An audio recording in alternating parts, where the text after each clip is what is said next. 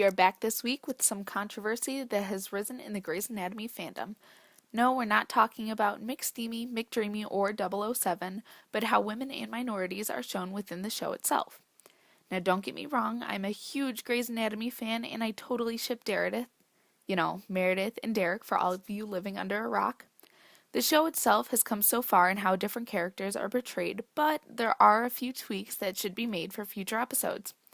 Now, here's your warning.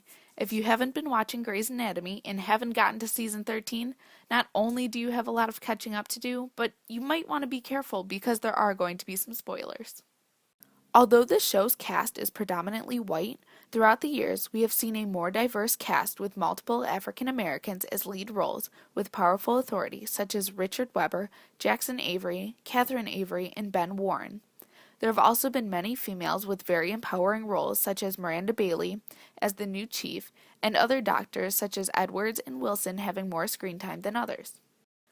Okay, so in season 13, the last two episodes consist of a bratty little girl constantly running away from her parents and getting into tons of trouble at the hospital, a rapist trying to make Edwards help him escape, and, oh yeah, a fiery explosion.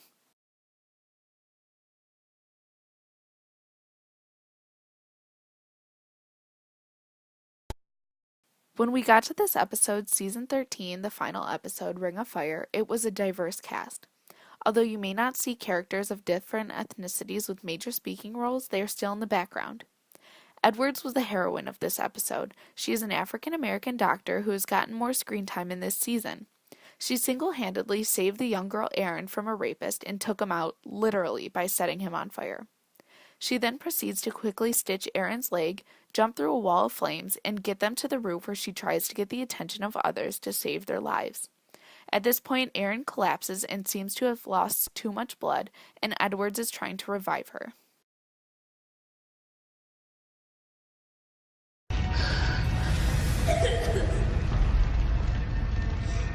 Okay, come here, put your arms around me. As tight as you can, okay? You gotta go up. You have to go up. One step at a time. One step at a time. Here we go.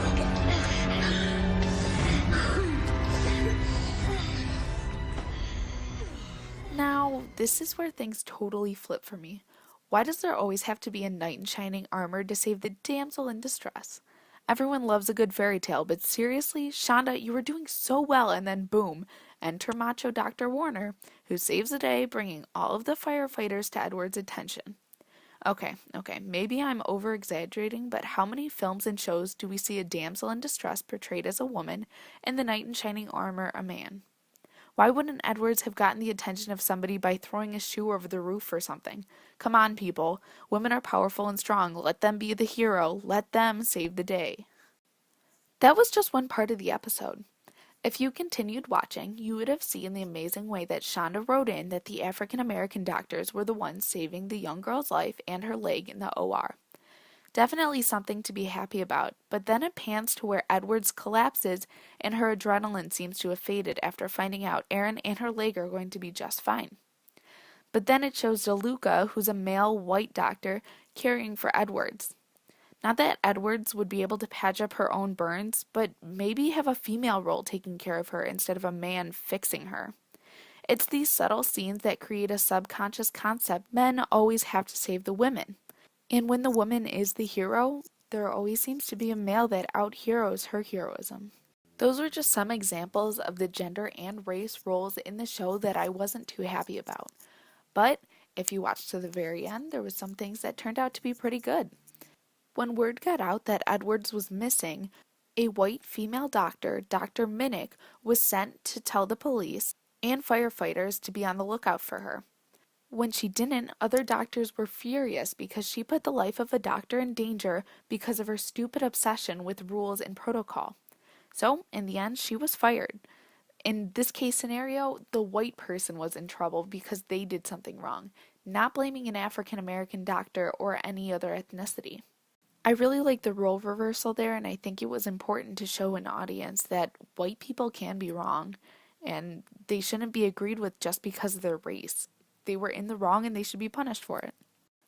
Because this week's episode was all about how females seem to be undermined by males in a lot of different TV shows, I have a message here for all my ladies. You do not need a man to save you. As the Cheetah Girls once said, I'd rather rescue myself. My goal here is for you to notice when things like this occur in TV or movies and analyze it a little bit more. Question why it happens. That is all I have for this week's video. Catch me every Wednesday for a new vid. And don't forget to like and subscribe. Let's try and get this video to 2,000 likes. Next week we'll be talking about all things Bughead for you Riverdale fans.